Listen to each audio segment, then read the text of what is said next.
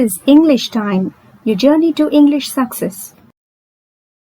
And welcome to part 3 in this series on stative verbs. In this session, I'm going to talk about stative verbs for advanced users with some examples. So if you can see this chart on the right, you have plenty of stative verbs along with functions. You can pause the video and have a look at them for a better understanding.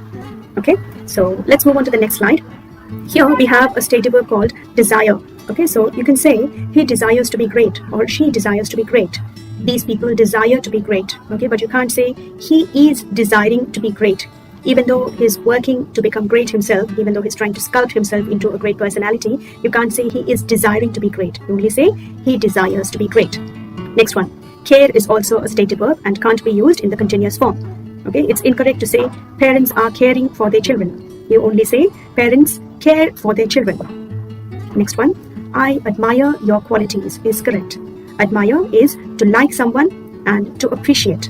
Okay, so you can't use it in continuous tense. You can't say, I am admiring your qualities. You only say, I admire your qualities.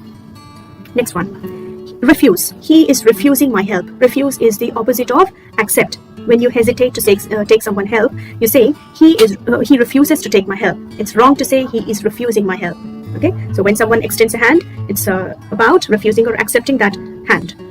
Next one is forgive. When you pardon someone for the mistakes that they've made, you are actually forgiving them. Okay, so parents are forgiving their children is wrong. You should say that parents forgive their children because this is a general statement and it reflects the qualities or the conditions of parents. Okay, so they always forgive their children.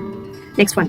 Hope is a verb that can't be used in the continuous form. So you only say I hope for the best or I hope only the best.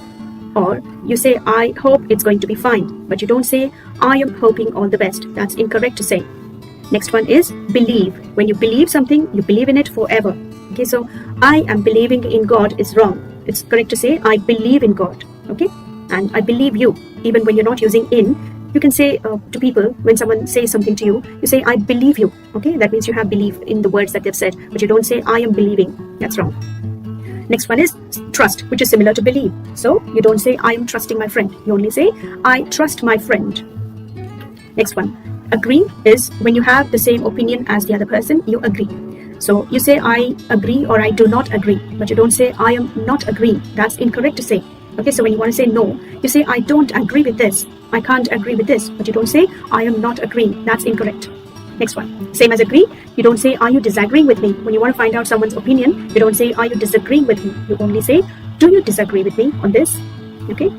Next one. Consider. I am considering your proposal. Okay, when you give close attention to something and look at something in detail, you consider before you accept. Okay, so you don't use it in continuous form for this reason. So you say, I consider your proposal. Next one, remember. When you want to find out if someone remembers something, you say, do you remember? Okay, for example, do you remember me? Okay, if you remember, you say, yes, I remember you. Or, I'm sorry, I don't remember you. But it's incorrect to say, are you remembering me? That's wrong. You can say, are you trying to remember? Okay, so it's about the mind and there is no physical action in that verb. Next one is know. If you know a person, you know them or you don't know them. But this cannot be continuous. You can't say, I'm not knowing him, but he is knowing me. That's a wrong sentence. What do you say? I don't know him, but he knows me. Okay, this is a very common situation that you come across, right? So look at the next one. Forget is a stative verb again. For this reason, you don't say, I am forgetting many things. It sounds correct when you say in speech, okay, in a social context. You say, I'm forgetting many things these days, and people understand as well. But that doesn't mean it is correct, okay? For written language and for grammatical accuracy, you can't use it in continuous form. So you say, I forget many things, okay? So yes, it's always better to have a lot of sticky notelets handy when you forget things. Right, so another word is understand, which is commonly used in a wrong way by teachers mostly in the class. So are you understanding? That's wrong to say. Okay, so you are trying to find out if they are able to follow your lesson. So you say, do you understand? Or are you able to understand? Clear? You can also say, are you with me?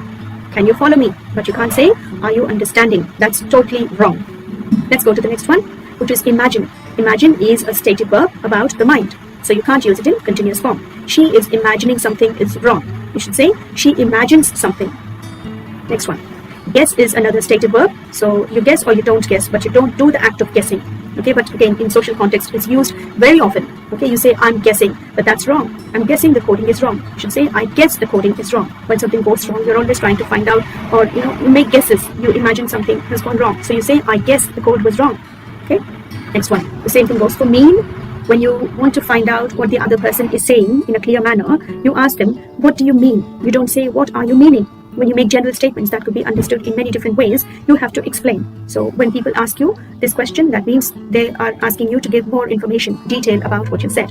Okay, so what do you mean? There's a picture of this little girl probably seeking some information. Maybe she hasn't asked the right question, so she's trying to explain. Next one, mind is a stative verb, which means objection. Okay, when you object to something, do you mind? Okay, so when someone asks, mostly this is used in the context of helping others. So when you request someone for help, you say, would you mind helping me? Would you mind giving me a hand? Or do you mind? So this is again a stative verb, so can't be used in continuous form. So you don't say, are you minding? Okay. Now what do you say when someone asks you, do you mind or would you mind? You should say, no, I don't mind, or no, not at all. I'm happy to help, etc. Okay. Or if you mind, you say, yes, I'm actually occupied with some personal work, for example. Let's go to the next one, which is suppose. Suppose is to assume, and this is a very formal expression, mostly used in research. So scientists suppose that textile industry dates back to 3000 BC. So this is an assumption that they've made, and that needs further study or evaluation or research to confirm or to conclude their assumptions or suppositions. So for that reason, you can't use it in continuous form. So scientists are supposing is wrong. You can't say that. Next one. Lina is having 2 children. Now having with is means that you're consuming something, you're eating something. So it is wrong to say Lina is having 2 children. This is about possession. So you say Lina has 2 children. Next one, the same thing with dresses. When you possess or when you own a dress, you say, I have a nice dress, or Nishka has a nice dress. But you can't say Nishka is having a nice dress. Nishka is having a good time, but Nishka has a nice dress. I hope that is clear. The same thing goes for belong. So when you belong to a particular area, you only use it in simple present. I belong to Hanamkonda. I belong to this place. I belong to this country. But you can't say is belonging. That's wrong. You belong once, you belong forever. Right? Next one is owe. I owe something to my homeland. Okay, you can't use this in continuous form. So when you are indebted to something, when you have to pay off something to someone, so I owe you $1,000, for example. Okay, so there's a beautiful quote here that I would like to mention. We owe a lot to the Indians who taught us how to count, without which no worthwhile scientific discovery could have been made. So Albert Einstein said this. Okay, so that's a beautiful example with the word owe in it. Okay, next one is own. Okay, when you possess something again. So Robert owns a house. You own or you don't own. But there is no continuous form to this. So Robert is owning a house is incorrect. Let's look at possess. When you have something, okay, in you.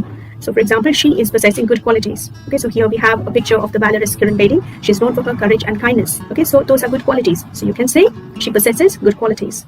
Next one, consist of. Okay, so consist of is a verb that is talking about the state of something. Okay, this consists of, for example, spinach consists of iron. Okay, you can't say it is consisting of. You're talking about state. In the same way, our batch is consisting of 10 friends is wrong. You should say our batch consists of 10 friends. That's correct. Next one is cost. Now cost is a verb that you can't even use in past tense. It is strictly confined to simple present. So you can't say this car is costing $60,000. You only say this car costs $60,000, or these cars cost around $60,000, etc. Next one is your keep. Okay, when you have good company, when you work on keeping good company, that is used in simple present, saying Stuart keeps good company. You can't say Stuart is keeping good company. That's wrong. Okay, so that's it for this session, people. So if you like this video, please hit the like button and subscribe to my channel. Thanks for watching.